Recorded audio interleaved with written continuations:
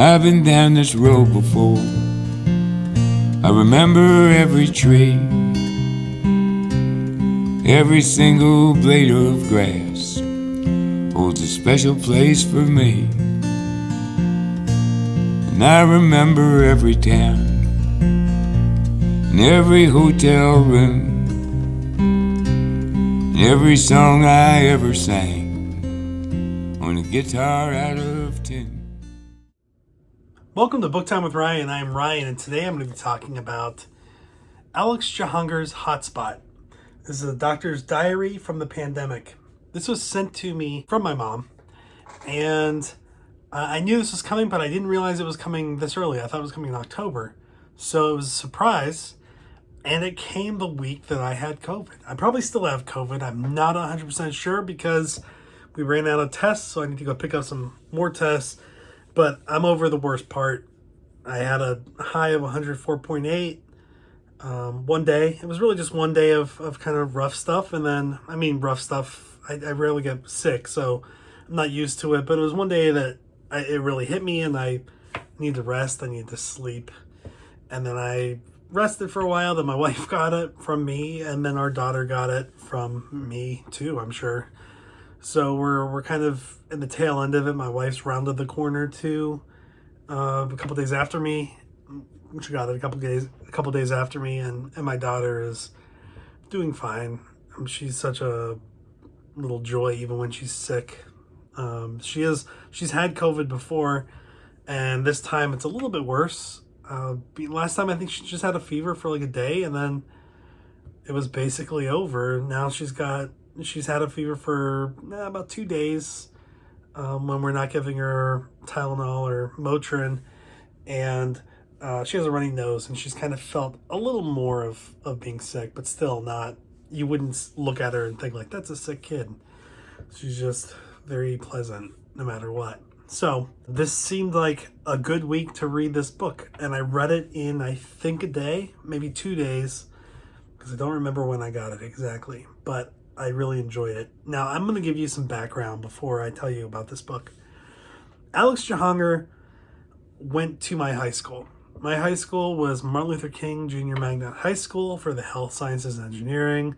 It's a magnet school that focuses on math and science, and it is in Nashville, Tennessee. It's one of the top schools in Nashville. It's a school that I appreciated when I went there. My mother was a guidance counselor there. It's a school that you have certain testing scores, and you need to be selected through a lottery system. And I was all of that.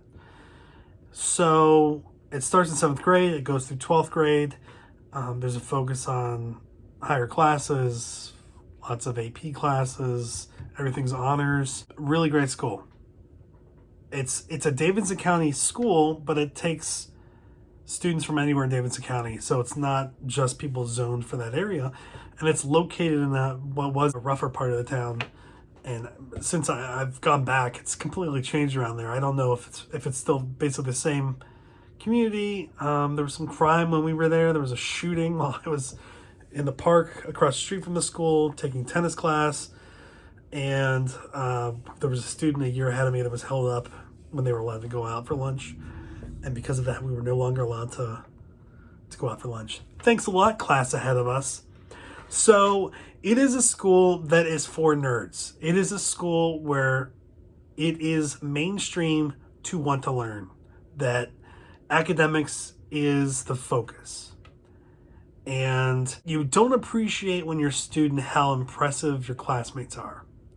And you don't appreciate when you're a student how impressive other students are. There are students that you know are being recognized for certain things, but you just, as a student, don't appreciate it. You're going through the same steps. You're trying to get accepted to certain schools or certain programs, and it's easy to kind of look past that and just think, how am I going to fall into this? And I found reading this book that I went back to thinking about students from other classes, from other years, and my classmates, and thinking about how impressive they were. Alex Jahangir is impressive. He's a doctor. He's an orthopedic trauma surgeon at Vanderbilt University Medical Center. His brother, Iman Jahangir, I think that's how you say the name, Um, I don't know if it's Iman or Iman, but I think it's Iman Jahangir, if I remember correctly. He's a cardiologist at Vanderbilt. I look at other classmates of his who I didn't even realize had become doctors, and it's just amazing. As a seventh grader going into that school, and I think Alex probably graduated the year ahead of when I started. His brother was still there. His brother was a few years ahead of me. His brother was a junior when I was a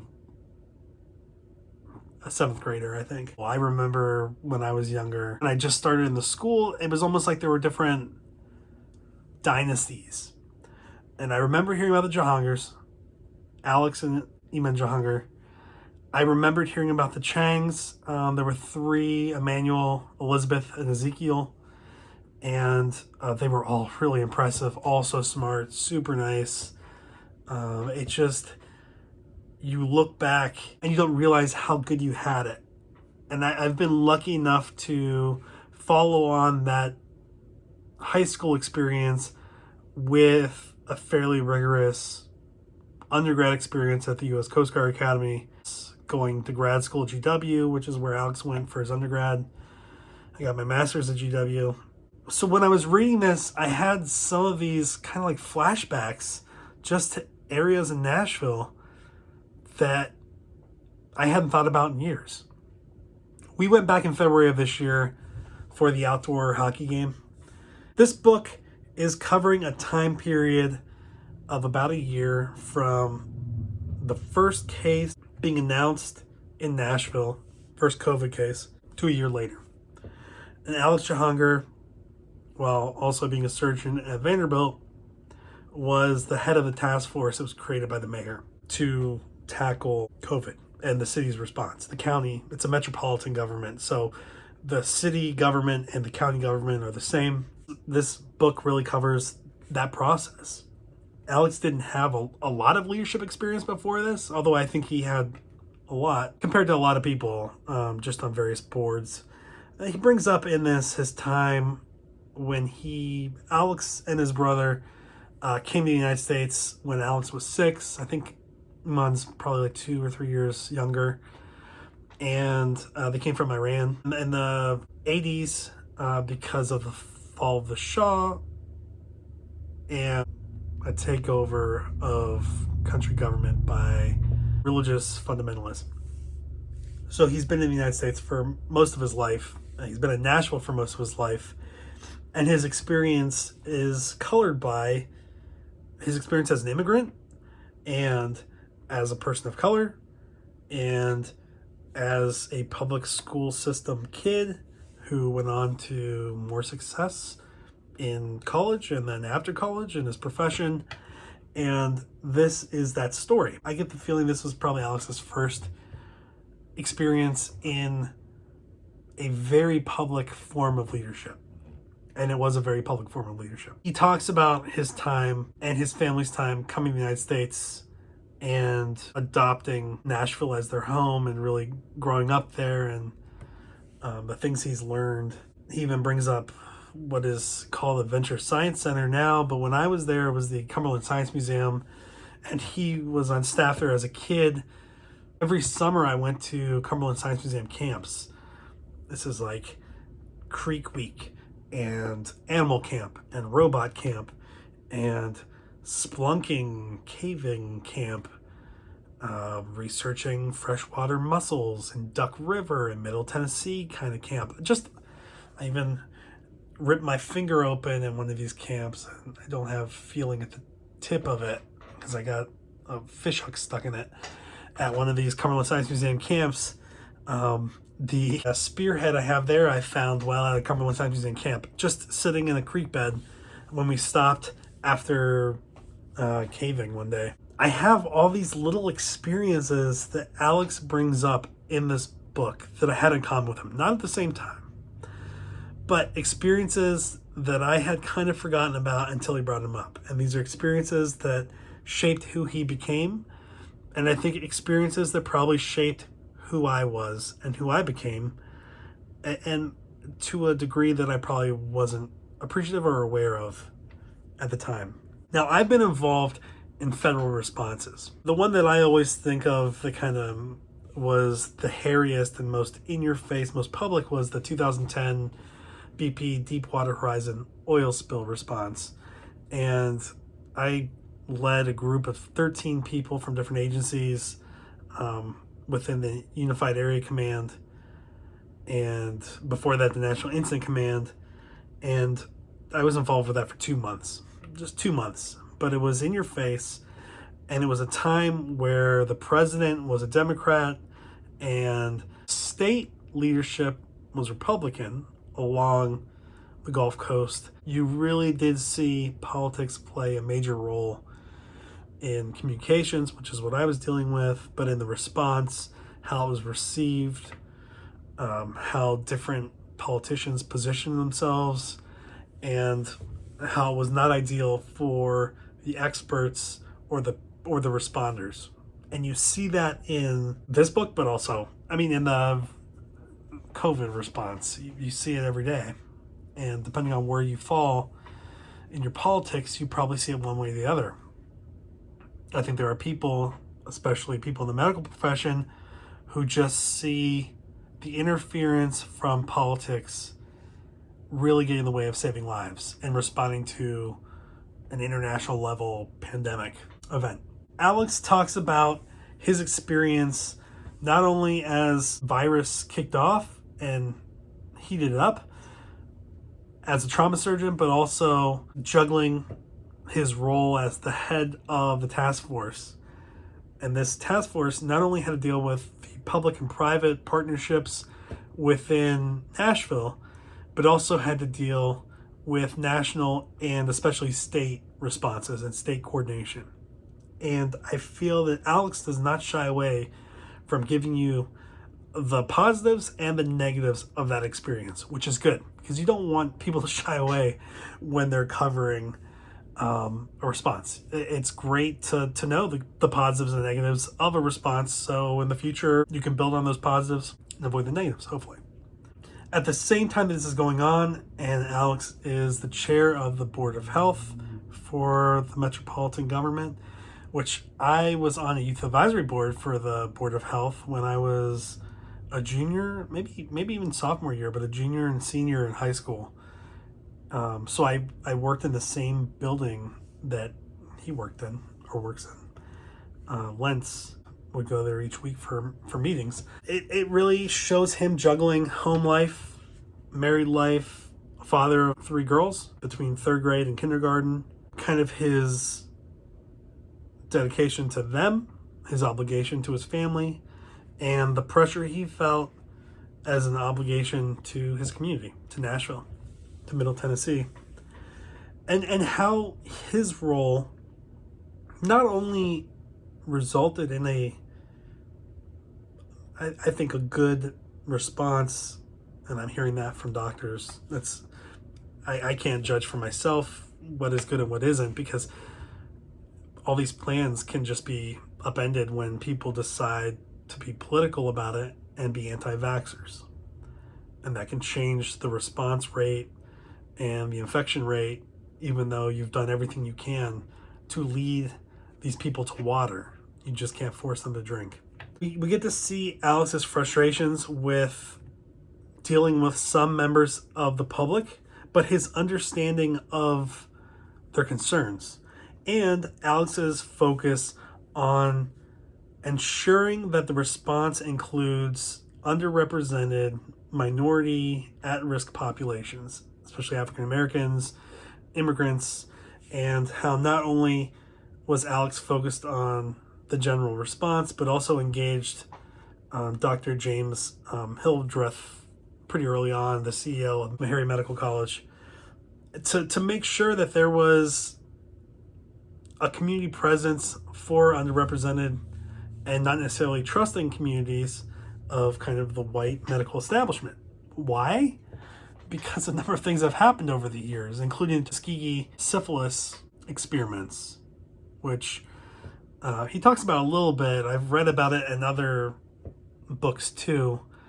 I think the ice pick surgeon covered it, and just that members of the U.S. Public Health Service were treating black male members of the Tuskegee, Alabama area, and they were treating them for syphilis. But what was actually happening was a number of these males were not actually treated. They were just being observed. They thought they were being treated. They were told they were being treated, but in reality, they were getting placebos and they were succumbing to syphilis. Not the best thing for trust. And it wouldn't have been corrected had there not been an Associated Press article and outrage after that. Engaging Meharry helped also bring a population that may not have trusted white doctors as much with African American doctors that were used to working in the community, especially North Nashville. And I had not really thought about it. I was aware of Meharry. MLK, the school that I went to that I brought up, had a program with Meharry. My dad was a doctor at Vanderbilt in the ER for decades. So I had done stuff with Meharry before and was aware of the general healthcare landscape in Nashville just from having a dad that dealt with that and going to different events with tons of doctors and just being used to it as a doctor's kid. I appreciate Alex's highlighting those needs in this book, Hotspot. Alex went through a lot of frustrating stuff. Within the Department of Health for Metro, there was an issue with a director who had just started and was actually selected by Alex and a number of other people. And in the middle of this crisis, there were issues with human relations and that individual. So internally, there were issues. Personally, Alex didn't have issues, but he was juggling a job that not only is high stress normally, but was increasingly high stress because of the impact of COVID on the medical community in general. And Alex was dealing with competing demands in a highly political environment that really came down from the top, from Trump and Trump fans alleging that COVID was a hoax and that the vaccine didn't work and that doctors were trying to profit off of COVID cases. Just ridiculous bullshit. And if you believe this stuff now, this is September 17th, you need to get a clue. The vaccine does work. Masking does work. And we could be in a much better spot now had more people taken it seriously, including the former president of the United States, Donald Trump. Alex does allow for the fact that Operation Warp Speed was a success, but really the coordination from the federal government down, the messaging, the kind of stepping on his own message that Trump routinely did, cost lives. Many lives. And I'm sure all of us know somebody who died. I know people who were anti-vaxxers, who said that if you got the vaccine, you were a sheep. And more than one of those people died, got COVID, put on a ventilator, never came out of it, became brain dead, were taken off the ventilator, died. A lot of people have experienced that. These are not people that I knew of. These are people that I knew. It's hit everyone in some way. What we don't appreciate now, I think, is how slowly this kind of rolled out. And I do remember talking to a reporter from New York before this really blew up and hearing how people were masking and not going out. And then this individual asking, well, how's it like there? And I was like, honestly, like maybe I saw like 2 people with a mask in Union Station in Washington, D.C., but that's it. I thought it was just going to blow over. Then it picked up. I talked to my dad, and he was like, no, this is a serious thing. And it just went from there. But I remember early on, we thought this was going to be like a week or 2. And we took my daughter out of daycare because we didn't know how it was going to affect kids. We didn't go out with anybody for months. We just didn't know. It was a scary time, and it seemed like it was going to be a quick thing and then over. And now we are 2.5 years later, or whatever it is, and so many things have changed, and it was a much bigger deal. It's easy to forget about what it was like initially, and what was going through our minds, and what the response was like. And that's what I like about this book. This is taken from different journal entries that Alex Jahangir made while he was going through this, things he called his op notes, his operation notes, which somebody does as a surgeon. And he basically built those notes, from those notes, chapters in this book. Each chapter, well, it's divided by the surges 1 through 4, 4 being the epilogue, and various days, various parts of those surges are broken down by a date.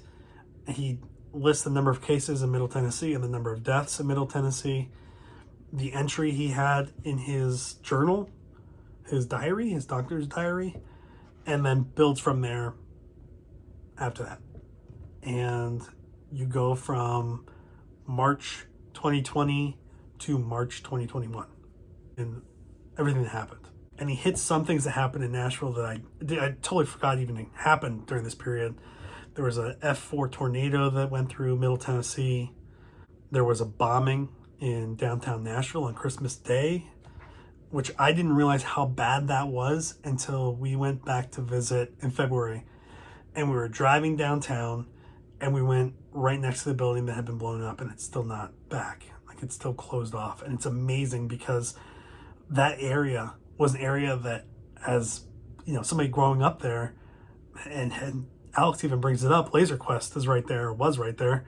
I went to Laser Quest all the time. Laser Quest was a laser gun kind of fun place. They'd have overnight stuff. You could go like with your church or school or whatever, and they would have like lock-ins. You would have like these laser battles. Awesome place. Spaghetti Factory was there. Just a major part of the downtown area, and this explosion went off. I did not realize how big this area was that had sustained this damage until we drove by it. So that comes up in this. There's just little hints here and there of things that I've forgotten about or didn't realize that were happening at the same time. I didn't appreciate the confluence of all these different little mini disasters in a time of one major crisis. But Dr. Alex Jahangir hits all of that in Hotspot, and I really enjoyed it. It's from the Vanderbilt University Press. It's got a little over 200 pages, and it's very easy read. It's very down to earth. I think Alex does a great job of being neutral, showing where he's frustrated, and showing what was a success. And I really enjoyed it. And I have to say, after reading it, I've really, I think maybe the appreciation in me has reawakened for my alma mater at MLK, where I went to high school, and just the impressive people that have come out of there. And the interesting thing is, Alex Jahangir, led this response. Another guy at MLK has been very vocal on the other side of it, Clay Travis. And I think Clay was probably a year or two behind Alex. It's interesting because you do have these two individuals, one who was involved with the actual response and urging people to take responsible actions, and the other, a vaccine denier, anti-masker from the same school. So that can happen too. Even if you're not from Nashville, even if you're not from Tennessee, Hotspot is a really interesting look at response, at COVID. And I was happy that I had the opportunity to read this while I've had COVID. And I think my experience with COVID has definitely been improved because I had the vaccine. I had Moderna, and I had the booster. And while there was one day of fever, pretty nasty fever, it could have been a lot worse. So I'm thankful for the work that others have done to provide me with safety and security and healthcare. And I'm thankful that my wife was afforded that same opportunity and that our daughter has that option too. And that's it. This is a longer review than normal, but I'm also thinking about the old life in Nashville, and thanks to Dr. Alex Jahangir for all his work and the people that worked with him and the work that people are continuing to do around the country, Nashville, my area where I live in Virginia. And this isn't over yet, but we still need to keep doing our part. So thanks for being here today. I will talk to you later. And I remember every night your ocean eyes of blue.